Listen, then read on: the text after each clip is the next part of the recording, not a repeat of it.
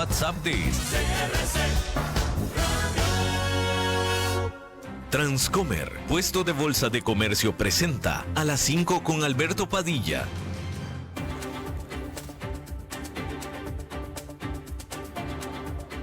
Inicia a las 5 con Alberto Padilla. Un programa diseñado con el objetivo de llevarte diariamente un tema de actualidad, acompañado siempre de reconocidos editorialistas. De lunes a viernes a las 5 de la tarde por CRC 89.1 Radio. A las 5 con Alberto Padilla. Hola, ¿qué tal? Saludos, bienvenidos a esta emisión de A las 5 con su servidor Alberto Padilla. Muchísimas gracias por estarnos acompañando.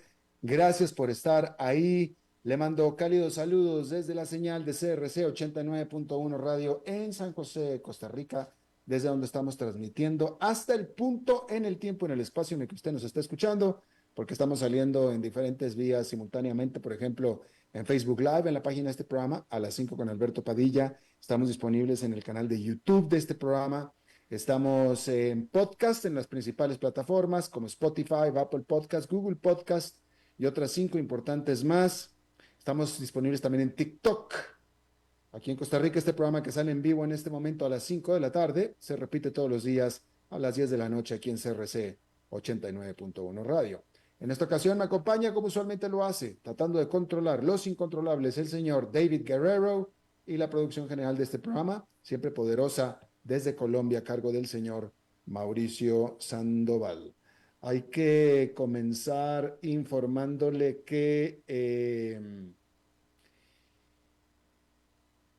bueno, esta es una noticia, obviamente, si vamos a estar hablando de Estados Unidos, pues tenemos que estar hablando de la noticia más importante del día, y desde hace ya meses la noticia más importante del día es lo que tenga que decir, hacer el presidente, en esta ocasión el presidente, antes el presidente electo de los Estados Unidos, Donald Trump. En esta ocasión, resulta que un juez de Estados Unidos hizo una cancelación temporal de la administración, de la decisión de la Casa Blanca, del presidente Trump, de congelar todos los programas de asistencia federal que había decretado el presidente a partir de este martes por la mañana.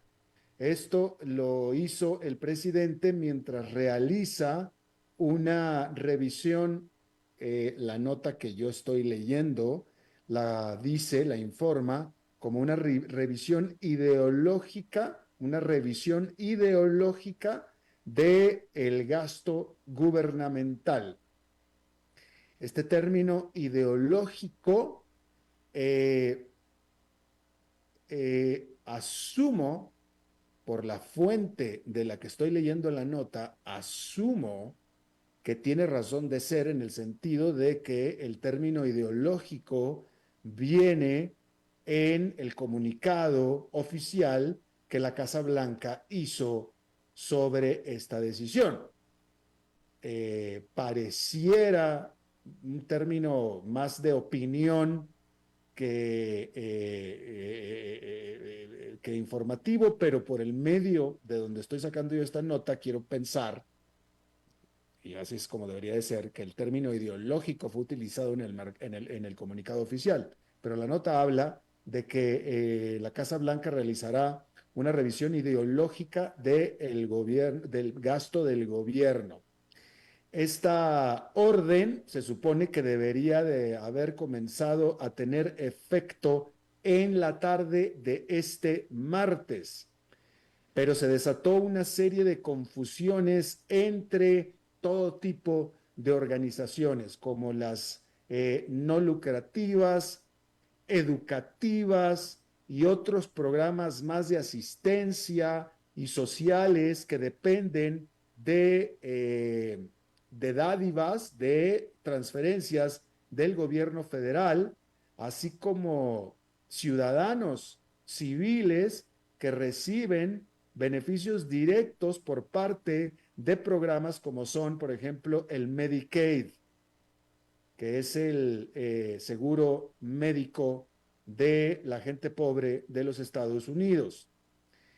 Ante todo esto, un grupo de organismos no lucrativos demandó al gobierno federal y de ahí se deriva esta cancelación, esta pausa que emitió este juez y que será hasta el lunes. Eh, Mire, le voy a decir una cosa. Hay mucha confusión en todo esto. Esta es una noticia que fue una noticia bomba en los Estados Unidos. Muchísimas cosas de la vida diaria de Estados Unidos dependen de ayuda federal o de transferencias del gobierno federal. Eh, eh, Vuelvo al término que utiliza esta nota que estoy leyendo que habla de ideológico y reflexionándolo bien y ya viéndolo bien, uno, de nuevo, quiero pensar que el término salió de el comunicado oficial que emitió la Casa Blanca. Eso es lo que quiero pensar. No conozco el comunicado, pero para que este medio que yo estoy leyendo lo esté utilizando es porque es algo, tiene que ser algo muy certero, ya sea porque lo comunicó oficialmente la Casa Blanca o bien va relacionado a muchas otras decisiones de la Casa Blanca o de Donald Trump que ha estado tomando él, que efectivamente tienen un corte ideológico. Específicamente me refiero, por ejemplo, a las órdenes, por ejemplo, en las Fuerzas Armadas de prohibir en el listado de las Fuerzas Armadas de personas trans. Bueno, eso es ideológico. Eso es ideológico. El prohibir que una persona trans se convierta en soldado o soldada, eso es puramente ideológico, ¿sí? O también decisiones que han estado tomándose, por ejemplo, esto lo estoy, es que lo estoy reflexionando y estoy tratando de acordar en el momento que se lo estoy platicando. Eh, eh, con respecto a las Fuerzas Armadas también, se había tomado y estaban tomando una serie de decisiones en relación a todo lo que tuviera que ver para eliminar términos como inclusión, como equidad, como diversidad de género, etcétera. Y esto es real. Entonces, esta nota, si el término ideológico se lo puso el editor de la nota, sí pudiera ser apropiado, aunque seguiría siendo opinión personal del editor, pero sí pudiera ser apropiado en vista de otras decisiones oficiales que las cuales han sido claramente ideológicas, como la que le acabo de mencionar.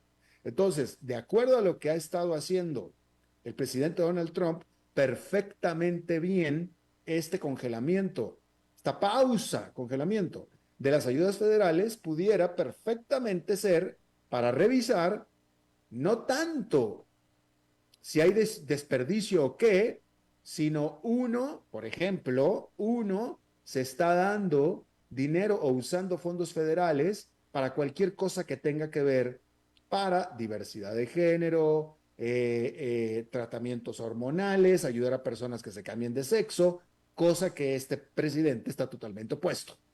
Así es que ahí lo tiene usted. Entonces, el término ideológico perfectamente sí pudiera ser utilizado como opinión versada, aunque no se haya informado de esa manera. Y espero no haberlo yo confundido más usted con esto. Discúlpeme, pero este es lo que sucede también cuando se hace un programa en vivo, porque aquí es donde mi mente se pone a funcionar con esta información. Bien, hay que decir que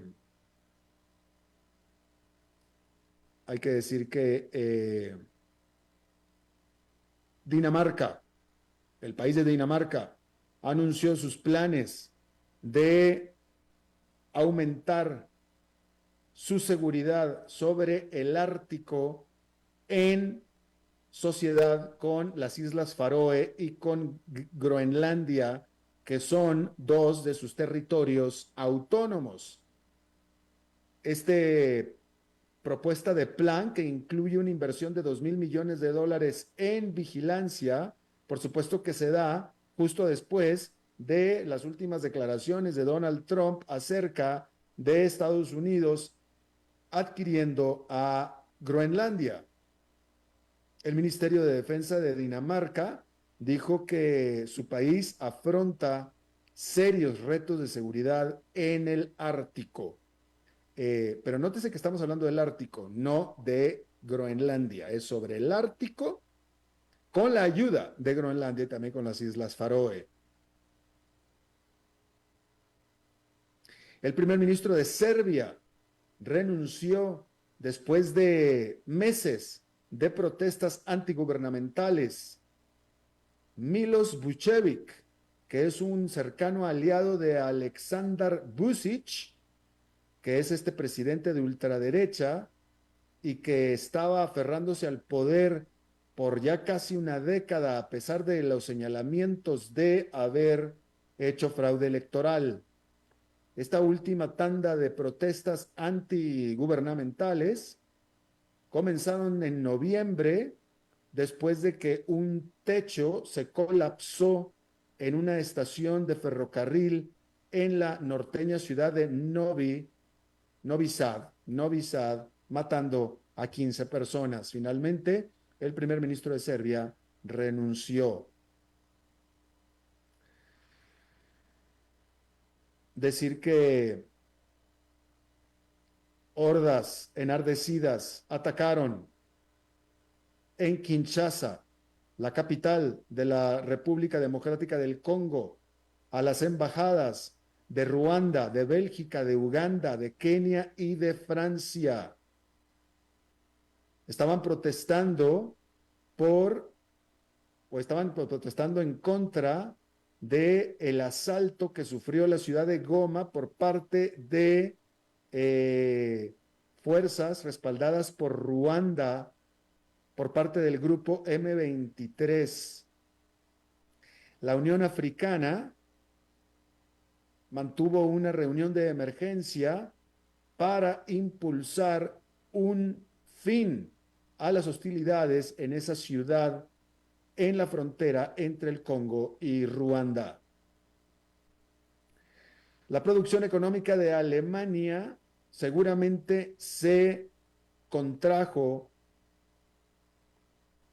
mejor dicho, la producción económica de Alemania seguramente se contraerá por 0,1% este año, de acuerdo a la Federación de Industrias Alemanas, que es una asociación, un grupo de asociación. También predice que toda la eurozona, la economía, crecerá por solamente 1,1%, arrastrada, o mejor dicho, presionada precisamente por Alemania, que es la economía más grande de la región. Hay que decir que antes de las elecciones del próximo mes, el modelo económico de Alemania ha estado trastabillando gracias en parte a los altísimos costos de la energía y que ha hecho meter en problemas a su fuerte y grande sector industrial. Alemania es una economía muy dependiente de las manufacturas, de la producción fabril. Y esta producción usa mucho gas. Y el gas últimamente ha estado muy caro. Y es el problema que tiene la economía alemana en este momento. Si es cierto y si se cumple esta predicción de que la economía alemana se contraerá por 0,1%, que es marginal, es una contracción marginal, pero si se contrae, se cumplirían 3 años completos de recesión económica para la economía más grande de Europa. Ojalá y no sea así, pero esto es lo que está pronosticando esta asociación. Bueno, hay un fondo de cobertura llamado Engine Number One, máquina número uno, engine number one, fondo de cobertura, y la petrolera Chevron se unirán en asociación con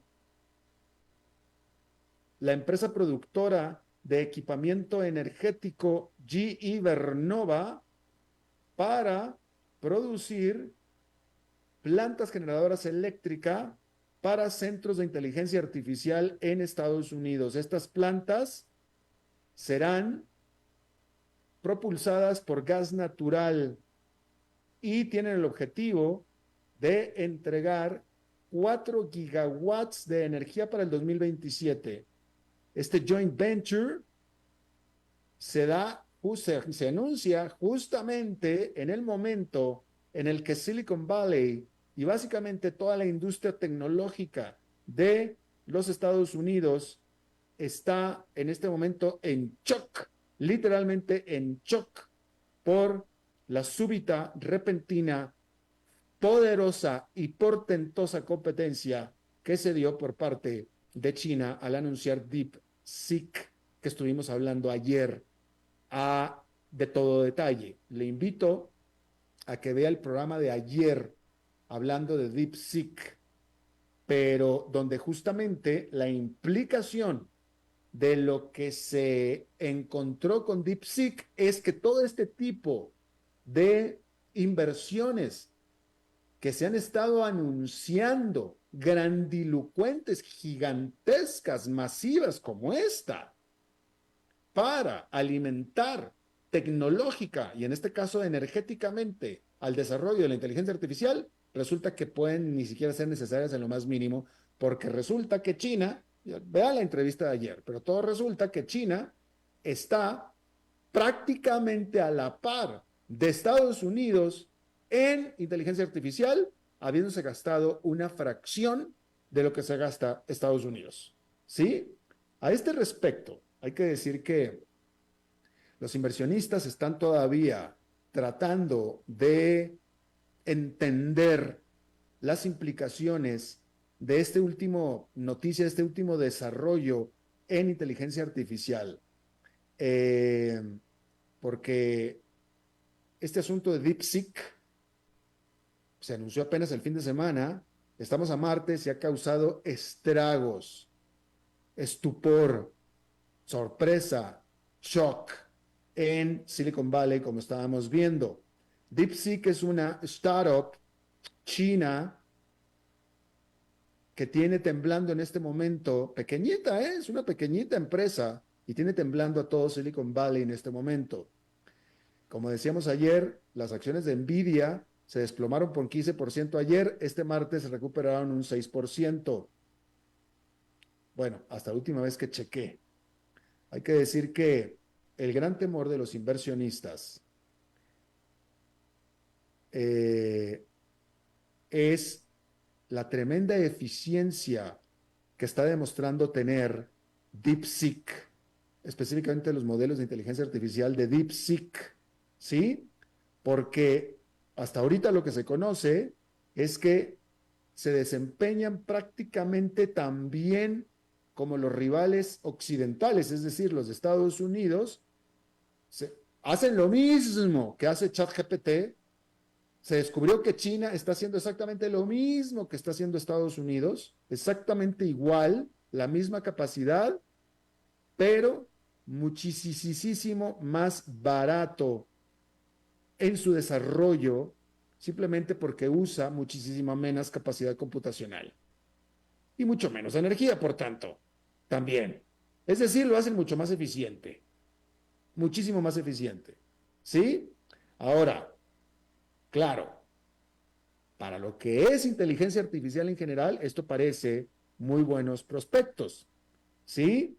Sin embargo, y esto es algo de las cosas que hay que ver, si los costos de entrenamiento caen, pues entonces los costos de entrenamiento de la inteligencia artificial caen, pues esa es una muy mala noticia para las empresas de hardware, como Nvidia, por ejemplo, ¿sí? Y es muy mala noticia para las empresas que ya invirtieron la cantidad descomunal de plata que se asume y se ha pensado en Estados Unidos que se necesita para el desarrollo de la inteligencia artificial, ¿sí? Y estamos hablando en estos casos de Amazon y de Microsoft, por ejemplo, ¿sí? Que ahora resulta que no había necesidad de invertir quizás hasta el 90% de lo que han invertido hasta este momento, ¿sí? Ahora, esto es del sábado para acá, ¿eh? Esto es del sábado para acá. Por tanto, es muchísimo, es infinitamente más lo que no se conoce que lo que se conoce. Ya lo que se conoce da miedo. Ya lo que se conoce espanta. Estoy hablando a la industria tecnológica de los Estados Unidos. Y apenas llevamos 3 días en esto, ¿eh? Imagínense lo que no se conoce, ¿sí? Incluyendo, por ejemplo,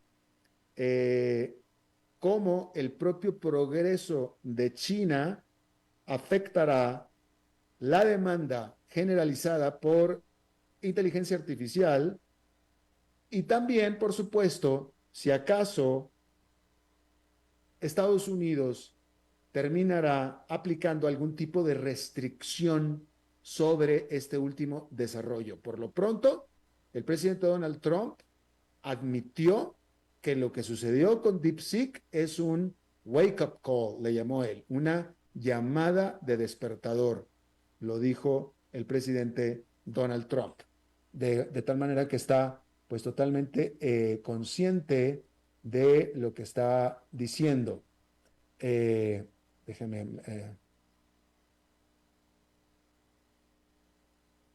y bueno, ahí lo tiene usted eso. Pero de nuevo, lo más importante es que todavía no se conoce absolutamente nada. Estamos apenas en los albores de lo que China está haciendo con respecto a inteligencia artificial.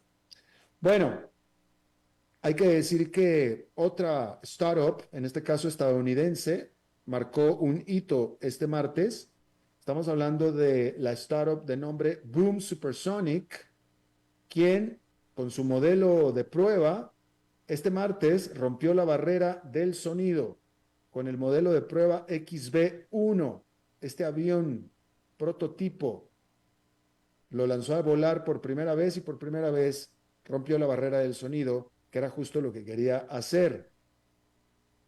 Esta Boom Supersonic está tratando de volver a la aviación comercial supersónica, que no lo ha vuelto a hacer la aviación comercial del mundo desde el Concorde en el 2003. Este prototipo, el XB-1, alcanzó una velocidad de Mach 1, que son alrededor de 1,200 kilómetros por hora sobre el desierto de Mojave en los Estados Unidos. Sin embargo, este prototipo es solamente una fracción del tamaño del avión comercial, del avión de aerolínea comercial que la empresa está pretendiendo desarrollar y que esté lanzando, y que esté ya volando comercialmente con pasajeros a bordo para el 2029. Estamos en el 2025, francamente se antoja muy difícil. Esta prueba fue exitosa, voló presuntamente a la velocidad pretendida. Desconozco si el avión comercial que quieren desarrollar quieren que vuele a esta velocidad o más, pero mínimo a esta velocidad. Pero lo que probaron hoy es una pequeña, un pequeño aparato que no tiene nada que ver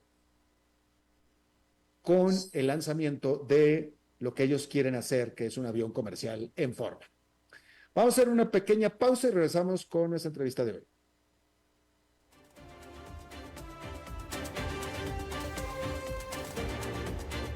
Seguís escuchando a las 5 con Alberto Padilla.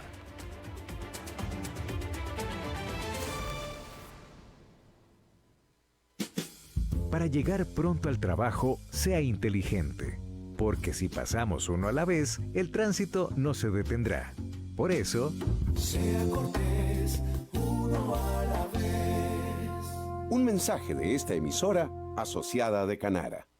Ok, ya te has reído con nosotros, has aprendido con nosotros y nos hemos conocido más. Pero es hora de ponernos serios. El mejor momento para invertir fue hace 10 años y el segundo mejor momento para hacerlo es hoy. Entra a transcomer.com, convertite en un inversionista y transforma tu destino.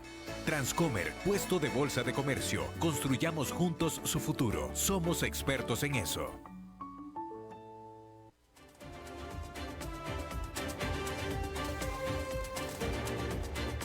Seguimos escuchando a las 5 con Alberto Padilla. Bueno, pues muchísimas gracias por estar con nosotros. Vamos a ver, está con nosotros para platicar de los últimos acontecimientos económicos nuestro buen amigo José María Barrio Nuevo de Bright Hill Capital desde Nueva York. Lo que no sé si nos está escuchando, si está ya en línea con nosotros. José María, ¿estás con nosotros? Veo que está conectado. Sí, así es. Hola, José María, ¿cómo estás? Muy bien, ¿cómo estás, Alberto? Gusto saludarte. ¿Cómo estás? Igualmente, José María. Bueno, primero que nada, vamos a hablar porque hay varias cosas que hablar contigo. Primero que nada, ya el Senado de los Estados Unidos confirmó la designación, la propuesta de Donald Trump para secretario del Tesoro de los Estados Unidos, que es Scott Bessent, que es alguien muy conocido en Wall Street, vecino tuyo literalmente, allá en Manhattan. Y Sí. que es alguien que aparentemente tenía, de todas las asignaciones o designaciones que había hecho Donald Trump, esta era la que más había causado alivio entre propios y extraños. ¿Cuál es la opinión tuya de esta designación? Sí, definitivamente es alguien con una gran experiencia en la industria financiera. Él empezó su carrera a principios de los noventas, en el 91, de hecho, trabajando para George Soros en el fondo de George Soros, y fue sumamente exitoso al punto de que no solo lo hicieron socio en los 90, sino que además se fue a estar a cargo de la oficina de Soros en Londres. Después salió en el 2000 y formó un fondo de inversiones importante, pero no fue muy exitoso en esa primera oportunidad y lo cerró en el 2005, y de ahí se fue a trabajar otra vez para Soros, y finalmente en el 2015 formó Key Square Group, que es el fondo que se le conoce hoy en día. Y bueno, es un fondo que inicialmente le fue muy bien los primeros años, y después entre el 17 y el 21 no tuvo pues un buen rendimiento, estuvo prácticamente sin cambios, rendimiento de casi cero, y ahí perdió mucho capital y sus activos bajaron hasta alrededor de 500 millones, pero sin duda sigue siendo alguien pues muy reconocido en la industria, y obviamente pues con muchas de las ideas que tiene Trump, que es precisamente el tratar de regresar al gobierno de William McKinley, el presidente a fines del siglo XIX, principios del XX, que usó mucho los aranceles a las importaciones, sobre todo como un medio de presión política, ¿no? Y tenía también una visión muy imperialista de lo que tenía que hacer Estados Unidos. Fue el que presidió pues las invasiones a Filipinas y la guerra que tuvieron con España cuando hundieron al buque Maine, etcétera, ¿no? Entonces, pues un enfoque político muy basado en ideas pues de reducir el comercio, de reducir todo lo que es toda la apertura comercial que le ha ayudado tanto al mundo, y que ya Trump había intentado algo de esto en su primer gobierno, si te acuerdas, y que más bien lo que resultó fue en presiones inflacionarias y sobre todo una caída muy drástica en la inversión privada, que ya tiene pues más de un año recuperándose fuerte, y había mucha perspectiva de, con todo lo que está pasando en inteligencia artificial, de que pudiera continuar, lo cual implica obviamente un crecimiento económico más sólido. El crecimiento de Estados Unidos hoy en día es de los más fuertes del mundo, Ujú. un crecimiento que vamos a ver el jueves. Para el año pasado cerró en el cuarto trimestre alrededor del 3%, 2.9, 3%, un crecimiento muy, muy sólido. Eh, pero Pregunta, aparentemente por lo que dijiste, este hombre, este nuevo secretario del Tesoro, es alguien que sabe lo que está haciendo, que es alguien apropiado para esta posición, pero al mismo tiempo dijiste que es alguien alineado con la ideología, con la política de Donald Trump. Entonces la pregunta es, ¿esta política de Donald Trump, que parece ser que el secretario del Tesoro está alineado con él, es apropiada, conducente a, uno, el crecimiento económico de los Estados Unidos y dos, la estabilidad del crecimiento sostenible económico de Estados Unidos? No, no, para nada. De hecho, lo que más ayuda al crecimiento económico es la innovación, que eso tiene mucho Estados Unidos, es una historia del sector privado y evidentemente en ese contexto el poder abrir más mercados a los Estados Unidos en el mundo, ¿no? Que ese era el enfoque que antes se tenía y que pues por un tiempo se perdió y Trump obviamente ha aprovechado eso para enfocarse en que, bueno, hay que cerrar más bien las cosas y más bien utilizar lo que es el comercio para obtener ingresos fiscales a través de las tarifas, de las aranceles a las importaciones. Y él cree que eso le va a ser suficiente para bajar los impuestos, sobre todo a los grupos de mayores ingresos en Estados Unidos, de una forma, bueno, continuar con los que ya estaban, que ya están por vencer. Y obviamente él va a continuar con eso, pero sí le gustaría reducir aún más los impuestos, lo cual ya no es tan favorable, sobre todo porque hay que acordarnos que Estados Unidos tiene un déficit de alrededor del 6,5% del PIB, ¿no? Que es bastante importante. Bueno, pues entonces este hombre, el secretario del Tesoro nuevo, será alguien que sabe mucho y conoce la cartera y alguien muy conocido en Wall Street, pero no necesariamente significa que el desempeño o el resultado económico de Estados Unidos después de este secretario del Tesoro vaya a ser lo que Estados Unidos necesita en términos de nuevo, crecimiento y estabilidad económica. Así es, pero bueno, como tú sabes, ahora sí tenemos un Trump unplugged, ¿no? Como dicen en MTV, un Trump unplugged 100%, donde obviamente Desatado. totalmente desatado, donde finalmente lo que a él más le importa es hacer lo que se le da la gana. Y como ganó el voto popular y tiene un gran mandato de hacerlo, pues evidentemente no le pide permiso a nadie, inclusive tomando decisiones y algunas medidas que ha llevado a cabo, violando hasta la constitución del país, etcétera, ¿no? Entonces, pues sí, es un Trump que es mucho más populista que nunca, por un lado. Por otro lado, la realidad lo va a detener porque a él le interesa, obviamente, tener un buen desempeño económico y la mayoría de las ideas que tiene, pues la verdad no van a generar un buen desempeño económico. Y lo que más importaba y en lo que él más apostaba es en lo que es la inteligencia artificial y todas estas inversiones que él dice que van a llegar hasta $1 trillón. Y Y mira lo que pasó. ya nos enseñó una compañía china que eso es nada más puro cuento, de que están Co- usando muy mal los compañita, recursos. compañita. Una compañita con una inversión de entre 5 y 6 millones de dólares en lugar de entre 100 y Y 200. de China para acabarla. Y exactamente, y de China, y además compartiéndote todos sus secretos de Así. cómo lo Mira, hicieron. aquí está, dale, háganlo ustedes también. Sí, pero eso sí es bueno, ¿eh? Porque obviamente lo que eso va Claro, a hacer es que, claro. no, y le va a ayudar a muchas empresas americanas que no tienen el capital para llegar a esa liga de los 500,000 No, millones de claro, dólares. es que ahora en esto, China le está diciendo a Estados Unidos, no, no, no, yo no te sigo a ti, tú me vas a seguir a mí. Exactamente, le está diciendo hay que ponernos a competir, cara. O sea, lo que tú siempre has dicho, que además así es como es, eso es lo que hay que hacer, que es obviamente lo que no le interesa a Trump. Trump lo único que quiere es obviamente tener más poder, le interesa sin duda sus propios, pues los enfoques de cosas que a él le sirven, pero en términos de lo que le sirve al país, pues al final del día lo único que te sirve es lo que te genera crecimiento y eso es la innovación tecnológica.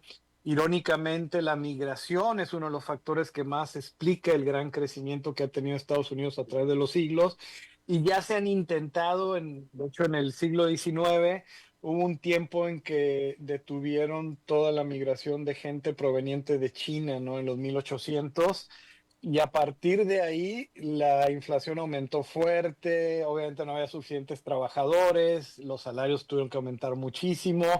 Irónicamente, no solamente los trabajos que hacía la gente de China, cayeron muy fuerte y la producción de esas industrias cayó fuerte, sino inclusive los trabajadores americanos que eran los jefes de esta gente perdieron sus empleos porque pues si ya no hay trabajadores tampoco hay jefes, cabrón. Entonces, al final del día terminó en una recesión y esas ideas también de McKinley terminaron muy mal y de hecho irónicamente McKinley es uno de los pocos presidentes de la historia de Estados Unidos que lo han asesinado y mucha gente piensa que fue precisamente Claro. pues, por todas las cosas que hizo de aislar al país, de pegarle muy fuerte a las empresas privadas por ideas equivocadas, porque al final del día sus tarifas no solamente no generan lo que él creía, sino fueron un retroceso muy importante hasta que llegó obviamente Teddy Roosevelt y luego Woodrow Wilson y ellos hicieron exactamente lo contrario, que es abrir al país y llevar obviamente la innovación americana a todo el mundo, el comercio, hacer negocio por todos lados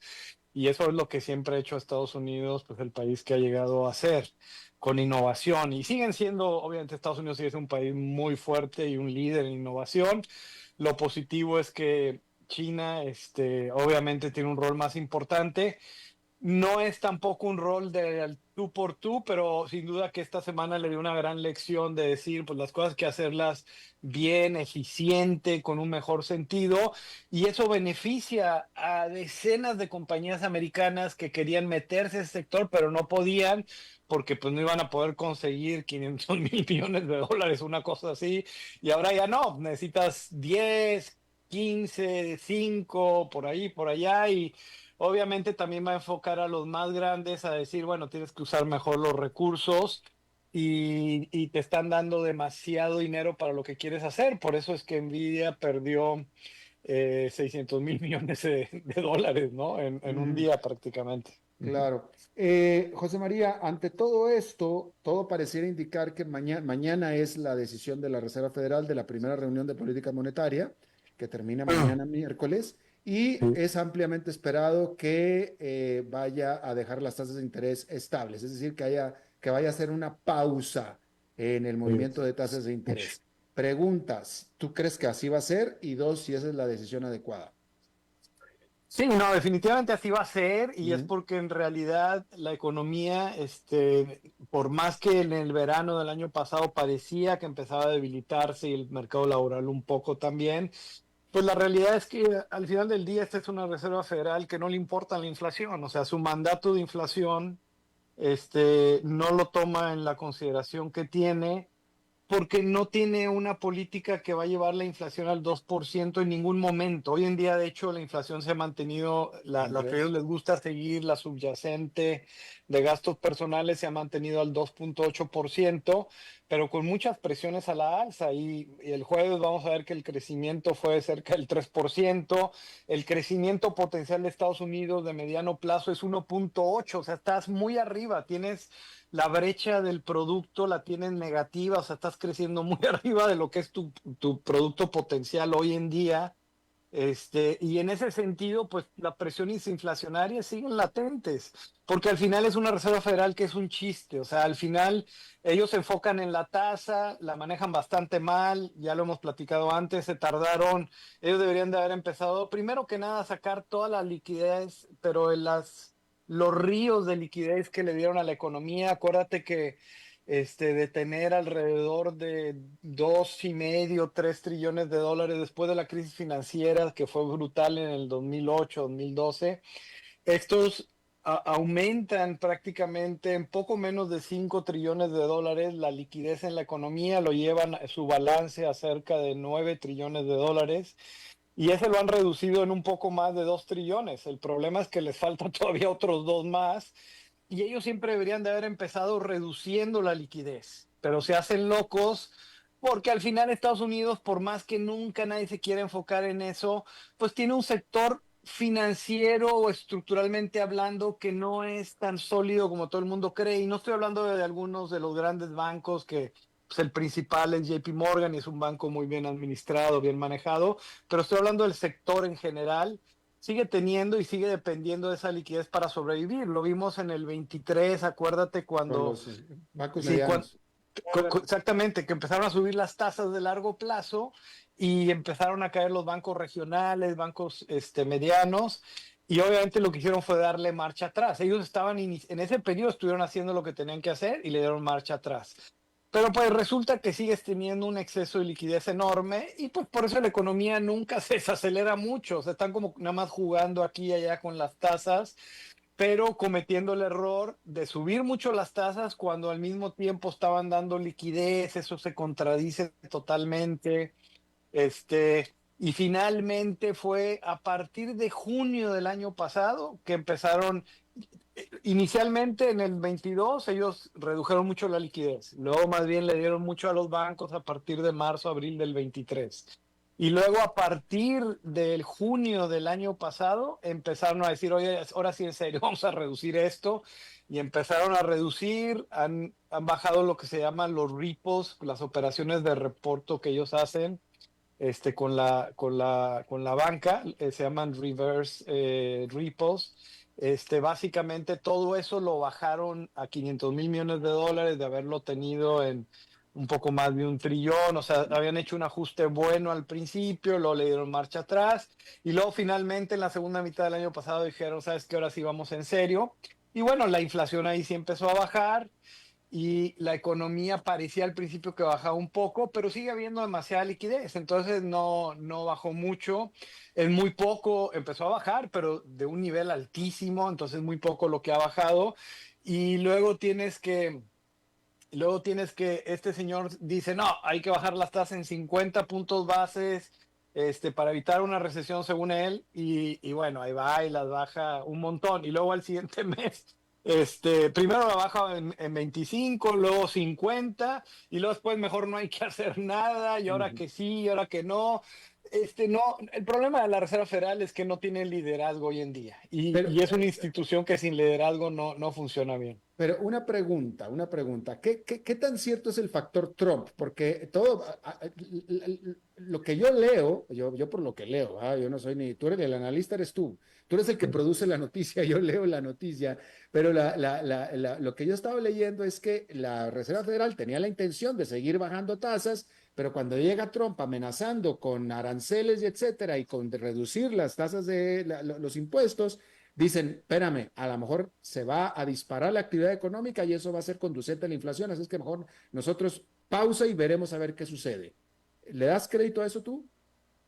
Sí, pero el problema que ellos tienen es, como te digo, ellos nunca hicieron lo que tenían que hacer, que era reducir la liquidez primero. Eso ya no lo hicieron, les sigue quedando un montón, ahora han hecho un poquito y obviamente lo que hacen es mover las tasas, pero con demasiada liquidez. Entonces el impacto sobre la economía es mucho menor. Obviamente hoy en día ellos iban a bajar más las tasas. La realidad es que no las pueden bajar. Olvidémonos de Trump un segundo. No tiene nada que ver con él. La economía está volando, crece fuertísimo, 3%, el potencial es 1.8. O sea, si hubiera ganado Biden, de todos modos hubieran hecho pausa en la caída de tasas de interés. Igualmente hubieran hecho pausa y es más, el mercado ya había descontado que solo iban a poder bajar la tasa una vez más en el año por lo fuerte que está la economía. Nada de eso tiene que ver con Trump. Trump es al revés. Trump lo que hace es que introduce un riesgo de que la inflación vuelva a subir por las tarifas, y si él pone tarifas tan fuerte como él dice, pues va a generar mucha inflación, no va a haber inversión, y es una situación muy parecida a la de los 70s, antes del shock petrolero. Acuérdate que el 71 se sale Estados Unidos del estándar del patrón oro, y luego empiezan a meter un montón de liquidez, que ahora hoy en día hay mucha liquidez, y luego después empieza a pegar la inflación, el crecimiento ya estaba muy fuerte, le tratan de dar todavía más, y ahí es donde empieza a caérseles todo el teatrito. Y aquí va a ser igual, o sea, aquí el Trump quiere que bajen las tasas, no las pueden bajar porque la economía está demasiado fuerte, que es un producto de ellos. Si hoy en día inclusive podrían hacer algo parecido a lo que Trump quiere, si se enfocaran en hacer más por el lado de la liquidez, bajarla más la liquidez, que inmediatamente desaceleraría la economía, quitaría presiones de inflación, No, Y Trump. inclusive tocando un poquito las tasas, hasta las podría bajar un poquito, pero porque está haciendo lo que necesita hacer del lado de liquidez. Y nadie se enfoca en eso de liquidez, Sí. porque la mayoría de la gente que te habla de esto están súper invertidos, han ganado fortunas con lo que es una de las grandes burbujas de todos los tiempos acá. Y esa obviamente pues nadie la quiere parar porque el día en que pare pues no va a estar buena la cosa, ¿no? Pero eso es lo que tienes una burbuja especulativa muy fuerte. Tienes empresas, por ejemplo, como Domino's, cotizándose a múltiples de 15, cuando tienes América Móvil en México, que es una empresa de primer nivel en el mundo, a un múltiplo de 4, y nada que ver Domino's con América Móvil, o sea, Domino's Pizza estás hablando. sí, Domino's Pizza, nada que ver, o sea, Sí. está muy ya todo está muy, Mm, o sea, es una burbuja brutal la que estamos viendo, y lo mismo lo estás viendo en tecnología. Por eso es que sí es un warning muy fuerte a los de tecnología, que en realidad es algo positivo, porque lo que le están diciendo es, no solo no necesitas tanto para desarrollar el sí, AI, sino que además estás usando muy mal los recursos de una manera súper claro, ineficiente. Por eso es claro. que perdió tanto dinero Nvidia. Envidia, claro, por supuesto. Bueno, pues José María Barrio Nuevo de Bright Hill Capital, doctor en economía por la Universidad de Chicago. Te agradezco muchísimo, como siempre, tu excelente disposición a explicarnos y a charlar con nosotros, José María. No, con mucho gusto, un gran gusto de estar con ustedes. Un fuerte abrazo. Gracias. Hasta la Gracias a ti. próxima. Gracias, José Gracias María. a ti, Alberto. Gracias. Chao. Bueno, pues siendo martes, vamos a cerrar esta emisión con el segmento acostumbrado de nuestro buen amigo y colega Fernando Francia. ¿Cómo estás, Fernando? ¿Qué tal, Alberto? ¿Cómo estás? Un gran saludo a Mauricio, que hoy se pulió con la producción porque vamos en un tema a seguir con el tema. Digo, oye, para que veas, ¿sabes? Para que veas con Mauricio, ahí siempre, siempre al pie del cañón. Claro, claro que sí. Qué interesante, ¿no? Lo que venía diciendo José María, ¿verdad? Bueno, esto de que todo el progreso, digamos, de DeepSeek, esta inteligencia artificial china, sugiere que los ingenieros de inteligencia artificial chinos han encontrado una forma de sortear las prohibiciones Ujú. eh, a la exportación Ah, y sí, incluso centrándose en una mayor eficiencia de recursos, ¿no? Que hace. Y entonces se vienen abajo las acciones de Nvidia que genera dispositivos para poder tener más energía, ¿no? Y ordenadores con más energía.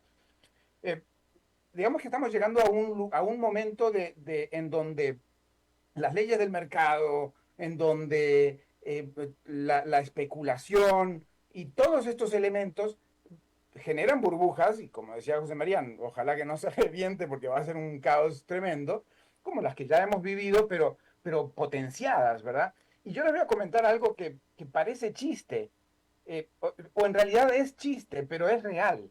Y yo no sé, Alberto, yo sé que vos no sos gran amigo de las criptomonedas, ¿verdad? Te he escuchado escéptico, ¿verdad? Las ya. criptomonedas que no están basadas en ningún activo, ¿verdad? Pero ahora vamos un paso más allá. Yo no sé si conoces las meme coins, meme coins, ¿no? Digamos dicho medio españolizado, meme coins, monedas de memes. Bueno, es una moneda basada en un meme, en un meme. Así de simple, así de loco. Una idea que parece un chiste puede en realidad convertirse en una fortuna para algunos y en una ruina para otros. O a veces para mí, para la misma persona. Bienvenidos al mundo de los meme coins, donde la especulación, la creatividad y el caos, incluso hasta la majadería, se dan la mano de forma estrepitosa. Todo comienza con una chispa. Alguien crea un token, una criptomoneda, en un sistema y le da un nombre atractivo, gracioso, y sube una imagen de un meme. Tal vez un perrito simpático, tal vez un personaje ridículo, o un chiste que solo algunos entienden, o algo relacionado hasta con pedos y chistes malos. El creador lo pone a la venta y ahí la magia o la locura, depende de cómo lo promueva, inicia. Lo puedes hacer en redes sociales, en foros, en Reddit, en cualquier lugar donde el ruido se propague rápido. Uno de los sitios donde se crean y se comercializan estos meme coins es en pump.fun, ¿no? Pump.fun, pump.fun. Pump.fun es la plataforma en donde creas y vendes los meme coins. Pero ¿dónde está el truco? Bueno, es la demanda, Alberto. Si suficientes personas creen que ese token, ese Bitcoin, Bitcoin no, ese coin, esa moneda, tiene potencial o simplemente quiere participar en la tendencia, pone dinero y su valor sube. Cuanto más compran, más caro se vuelve, como cualquier cosa, Alberto. Y es ahí donde los primeros en entrar, si son rápidos, pueden vender caro y salir con una ganancia considerable. El proceso parece sencillo. Compras barato y apenas que se vuelva popular, vendes caro, ¿no? ¿Cuál es el problema? Bueno, que no todos llegan a tiempo. La mayoría apuesta ya estando en el pico de popularidad y justo cuando el valor está inflado. Y terminan perdiendo cuando el precio cae en picada. Como pasa con cualquier cosa, pero es que esto es a la mil. No hay una empresa, un proyecto, ni un activo detrás de todo esto. Ni siquiera la minería de bitcoins, ¿no? Como vía blockchain que está detrás de los bitcoins. No, aquí es solo la promesa de ser parte de algo viral. Así de breve y así de loco. Y así, mientras algunos pocos se vuelven millonarios, porque si logras capitalizar, liquidificar, pasar a dólares eso que era tan etéreo, pues te haces de mucho dinero. Otros se quedan con un montón de tokens inútiles, un montón de memes carísimos. Es una carrera contra el tiempo y contra las emociones al final. Es parecido a la lotería o a los tragamonedas al final y al cabo, ¿no? ¿Será el nuevo casino de nuestro tiempo? Porque la especulación en este mercado es como un meme. Se ríe, se comparte y cuando pasa de moda simplemente desaparece, ya no sabe ni dónde está. Por ejemplo, así de la nada, el presidente electo, ya presidente de Estados Unidos, pero en el momento que estaba todavía presidente electo, antes de entrar en la oficina, Donald Trump ha amasado de la noche a la mañana una volátil fortuna sobre el papel de unos 40.000 millones de dólares con el lanzamiento de un meme coin, según versiones de prensa internacional que he visto por ahí en varios New York Times y El País de España. Pero los meme coins no son solo criptomonedas, son el espejo de nuestra época al final y al cabo, un reflejo de la velocidad con la que algo sin valor absoluto puede alcanzar las nubes para luego estrellarse con la misma fuerza al piso. Entonces, si alguien te habla de una meme coin, recuerda esto, no es cuestión de entender tecnología, es cuestión de entender a las personas. Ahora, no confundir las criptomonedas asentadas como Bitcoin, Ethereum u otras con los meme coins, no tienen nada que ver, aunque tienen denominaciones parecidas y utilizan el coin, ¿no?, de moneda en inglés para referirse a ellos, pero no necesariamente está la misma tecnología detrás. El meme coin es un valor ficticio a partir de la popularidad, pero, hey, espera, ¿no es eso de todas maneras algo muy parecido al mercado en general? No lo estoy comparando, claro, pero la oferta y la demanda a veces son un puro capricho, Alberto.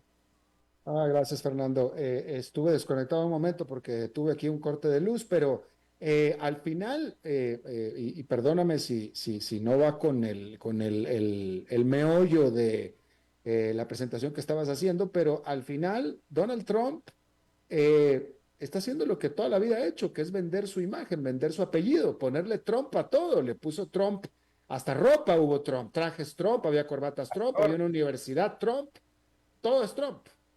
Sí, sí, y la locura es aquí esta vorágine de, saliéndonos de Trump, pero en el meme coin, esta especie de moneda que vos agarrás un dibujito de los que van por internet, lo subís, le pones precio y si empieza a popularizarte podés ganar mucho dinero. Y hay un chico de 26 años, leía en el New York Times, que invirtió $900 para hacer girar esa moneda y luego empezó a valer muchísimo y la vendió en $100,000. Y sí, pero de nuevo, gran parte de lo que dijiste lo perdí, pero todo por el nombre Trump. Si esto no fuera Trump o con la imagen de Trump o por Trump, no valdría absolutamente nada. No, ese es en el caso de la moneda Trump, de meme coin, pero el del chico este que ganó $100,000 no tenía nada que ver con Trump, era una rana haciendo quién sabe qué cosas. Y vos te metes en pump.fun, encontrás un montón de cosas que son majaderas y como decir, imágenes desagradables, pero que supuestamente son graciosas, y esas son las que van adquiriendo valor porque un montón de gente le mete dinero y suben. son memes, pero puestos en calidad de monedas. Y entonces Claro. ahí es donde se da la transacción. Una locura de nuestro tiempo, que creo que ni vos ni yo entendemos muy bien. Yo No, por lo menos. ni creo que ellos tampoco, pero ahí están, son apuestas que están haciendo, no muy diferentes a cuando tú compras boletos de la Lotería Nacional, ¿va? Exactamente, debe ser un poco la nueva lotería. Y bueno, y el Mm, mercado a veces funciona un poco así. ¿Por qué una marca sube mucho de repente? Porque se hace popular, ¿verdad? Entonces utilizan algunas dinámicas del mercado, oferta y demanda y demás, para utilizarlo en algo que es casi, casi una especie de lotería. claro. Interesante nuestro tiempo. Fernando Francia, muchísimas gracias como cada martes. Buena vida, un abrazo grande. Un abrazo grande para ti también. Bueno, eso es todo lo que tenemos por esta emisión de A las 5 con su servidor Alberto Padilla. Muchísimas gracias por habernos acompañado. Espero que termine su día en buena nota, en buen tono, y nosotros nos reencontramos en 23 horas. Que la pase muy bien.